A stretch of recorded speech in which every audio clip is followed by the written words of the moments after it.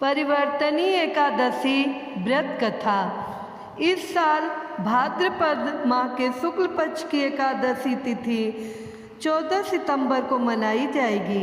इसे परिवर्तनी एकादशी और पदा एकादशी के नाम से जाना जाता है। भाद्रपद माह के शुक्ल पक्ष की एकादशी को परिवर्तनी एकादशी व्रत रखा जाता है। दिन पंचांग के अनुसार इस साल 14 सितंबर को परिवर्तनी एकादशी का व्रत रखा जाएगा। इसे पदा एकादशी भी कहा जाता है। इस दिन विष्णु जी के वामन स्वरूप की पूजा होती है। मान्यता है कि इससे साधक को मोक्ष की प्राप्ति होती है। कहा जाता है परिवर्तनी एकादशी के दिन श्री हरि की पूजा आराधना के साथ परिवर्तनी एकादशी व्रत कथा भी सुनी जाती है। तो कथा इस तरह से है। पौराणिक कथाओं के अनुसार एक बार युधिष्ठिर ने भाद्रपद माह के शुक्ल पक्ष की एकादशी का नाम, देवता और पूजा विधि के बारे में पूछा। तब कृष्ण जी ने युधिष्ठिर को एक कथा सुनाई जिसे ब्रह्मा जी ने महात्मा नारद को कहा था। नारद ने ब्रह्मा जी से पूछा, विष्णु जी की आराधना के लिए मैं आपसे जानना चाहता हूँ कि भाद्रपद माह के शुक्ल पक्ष की एकादशी कौन सी होती है। ब्रह्मा जी ने कहा, आपने मुझे उत्तम प्रश्न किया है। भादो माह के शुक्ल पक्ष की एकादशी को पदा एकादशी के नाम से जाना जाता है। उस दिन भगवान हरिकेश की पूजा की जाती है।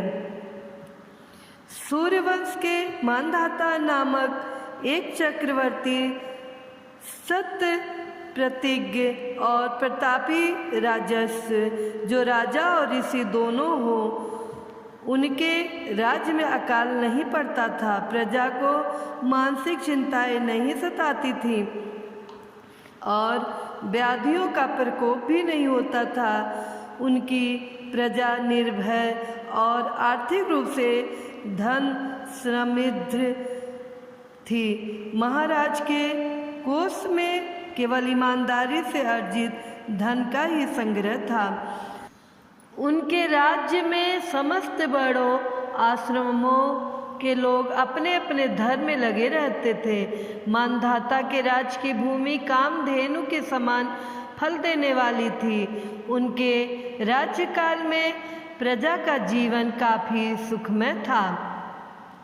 एक बार किसी कर्म के फल भोग के कारण राजा के राज्य में 3 वर्षों तक बारिश नहीं हुई, जिससे भूख से पीड़ित प्रजा नष्ट होने लगी।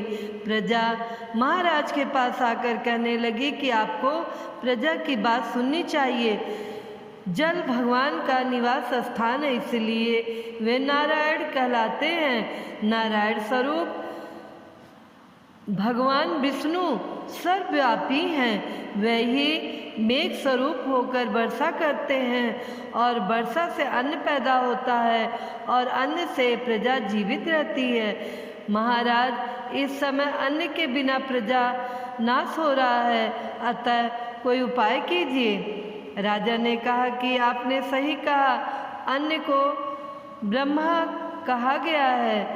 अन्न से ही प्राणी जीवित रहता है। पुराण में भी विस्तृत रूप से वर्णन किया गया है कि राजाओं के अत्याचार से प्रजा को पीड़ा होती है, लेकिन जब मैं विचार करता हूँ तो मुझे इसमें मेरे कोई अपराध नहीं नजर आते। फिर भी प्रजा के हित में पूरा प्रयास करूँगा। ऐसा निश्चय करके राजा मानधाता कुछ व्यक्ति को साथ लेकर भगवान को प्रणाम करने वनों की ओर चल पड़े। वहाँ मुनियों और तपस्वियों से मिले। एक दिन उन्हें ब्रह्मपुत्र अंगिरा के दर्शन हुए। उन्होंने देखते ही राजा ने दोनों हाथ जोड़कर मुनि के चरणों में प्रणाम किया। मुनि ने भी राजा का अभिनंदन स्वीकार किया और राज के बारे में पूछा। राजा ने प्रजा का हाल बताकर मुनि के स्वास्थ्य के बारे में पूछा।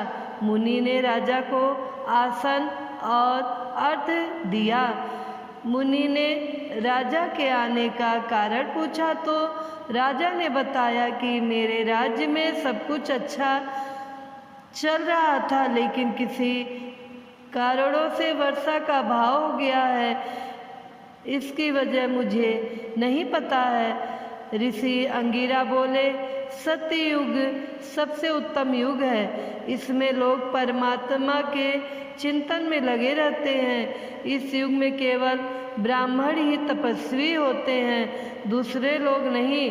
तुम्हारे राज्य में एक शूद्र तपस्या करता है और इसके कारण वर्षा नहीं होती है। तुम इसके प्रतिकार में यज्ञ करो जिससे यह दोष शांत हो जाए।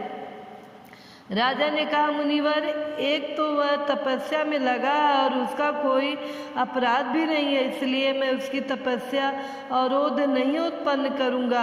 आप दोष को शांत करने वाले किसी धर्म का उपदेश कीजिए। फिर ऋषि ने कहा कि ऐसी बात है तो एकादशी का व्रत करो। भाद्रपद माह के शुक्ल पक्ष की पदा नाम से एकादशी होती है। इस व्रत के प्रभाव से निश्चित ही समस्या का हल मिलेगा और तुम अपनी प्रजा और परिवार के सदस्यों के साथ इसका व्रत कर सकते हो। ऋषि का यह वचन सुनकर राजा वापस घर लौट आए और चारों वर्णों के प्रजा के साथ मिलकर भादो माह के शुक्ल पक्ष का पदा एकादशी व्रत रखा। इस व्रत से राज्य में बारिश होने लगी और हरी भरी खेती से पृथ्वी सुशोभित होने लगी। प्रभु श्री कृष्ण ने कहा कि युधिष्ठिर, इस कारण पदा यानी परिवर्तनीय एकादशी व्रत का करना चाहिए। इस व्रत कथा को पढ़ने और सुनने से व्यक्ति के सभी पापों का नाश होता है। बोलिए श्री हरि विष्णु की जय। बोलिए परिवर्तनीय एकादशी की जय।